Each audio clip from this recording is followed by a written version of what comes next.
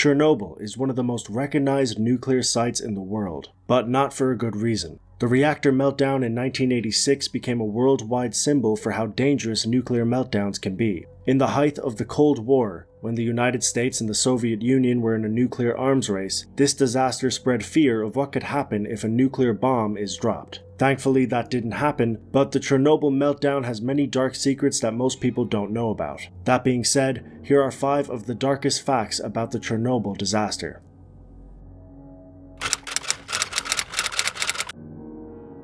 It took days for the Soviet Union to admit a disaster occurred at Chernobyl. When radiation alarms went off in Sweden over 600 miles away, the Soviets made an official announcement that an accident occurred. A few months later, they claimed that 31 people died within the span of several months due to the radiation. However, their death toll was debated by the International Committee for years. Once the United Nations had an official conference on the incident, their estimated death toll was over 4,000 people. Other organizations claimed that 6,000 people in the cleanup crew alone were killed. One organization even claimed that over 200,000 were killed within 10 years of the incident. This led to speculations that the Soviet Union may have tried to hide how many people were initially killed at Chernobyl. Mikhail Gorbachev, the leader of the Soviet Union at the time, may have had a reason for this. This was his first year in power, and he was concerned with the domestic portrayal of this disaster. After all, Gorbachev admitted himself in 2002 that this disaster may have led to the demise of the Soviet Union. While we don't know what the official death toll is, hundreds of thousands of citizens were exposed to excess amounts of radiation. The nearby town of Pripyat had a population of almost 50,000, and over 600,000 people were sent to the site to contain the disaster. Some firefighters claimed that the radiation was so strong that they could taste metal in the air miles away from the incident. Because of all the conflicting numbers, we may never know just how deadly this disaster was.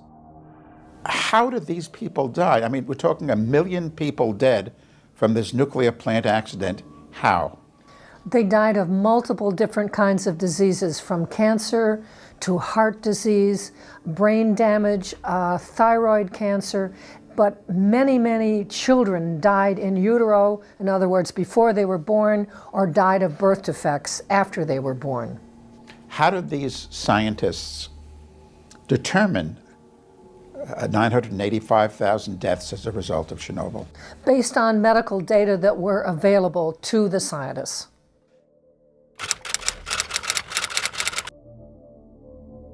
Radioactive rain was prominent throughout Europe after the Chernobyl disaster. In fact, rain was found as far from the site as northwest Ireland. It's possible that radioactive materials were spread even further into the Atlantic Ocean, but weren't detected due to the fact that no detectors were placed out there. The groundwater was contaminated because of the radioactive isotopes in the rain. Fruits and vegetables throughout Europe also became contaminated, although not in deadly amounts. However, some scientists speculate that it could be responsible for the increased cancer rate. Before the disaster, thyroid cancer in children was incredibly rare. About a year after, the rate of children getting this disease shot up over 200% worldwide, and the rate of nearby countries was never calculated. They believed that cows digesting radioactive rain on the grass passed on the isotope through their milk. With radioactive rain discovered as far north as Sweden, it's highly possible more made its way into the Arctic. The effects of radioactive rain are short-lived. As ice or snow, it remains frozen for decades and can slowly be released back into the environment. Combined with other nuclear fallout from weapon testing in northern Russia, the Arctic may be hoarding up radioactive isotopes that can all be released back into nature when the snow and ice melt. When this happens, it could damage the Arctic ecosystem, and its effects could be much worse than expected.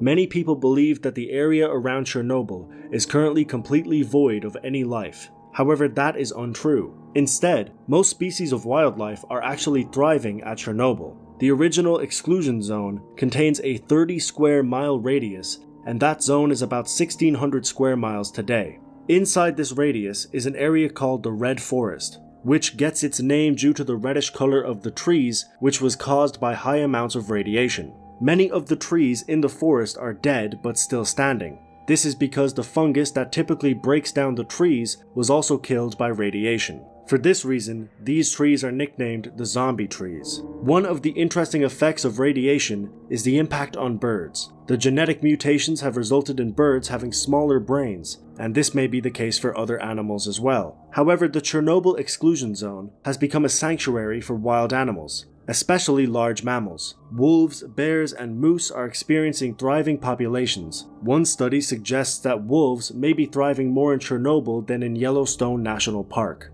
Scientists say that the radioactive effect on the surrounding nature is less than what the human impact would be, thus cultivating an environment where several species can thrive. It is always a sad moment to discover that a nuclear plant meltdown has less of an impact on nature than humans do.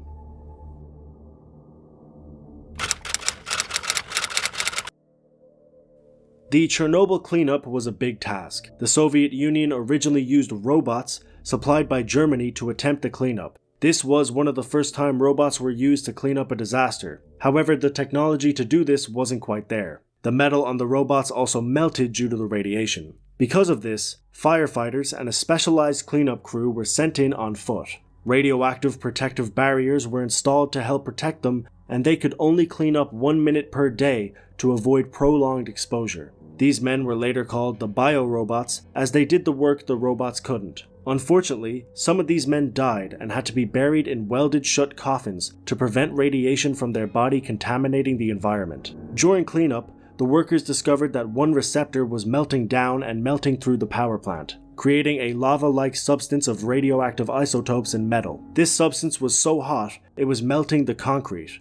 Underneath the plant was a reservoir full of coolant material. If those two combined, which they were on track to do, a second explosion would have occurred. This time, the fallout zone would have been about half of Europe. Potentially millions could have been killed due to radiation sickness, and the economic impact could have set the world into a Great Depression. 3 brave men ended up going down to the tube and draining the water manually, and saved Europe from a potential catastrophe. Nicknamed the Suicide Squad, they knew the risks, but also knew what would happen if they didn't go. They entered the dark reservoir, full of radioactive water, to find the valves, and many considered this mission to be like finding a needle in a haystack. According to legend, each of the 3 men were killed. However, it was discovered later that 2 of the 3 are still alive today and have yet to experience any adverse effects.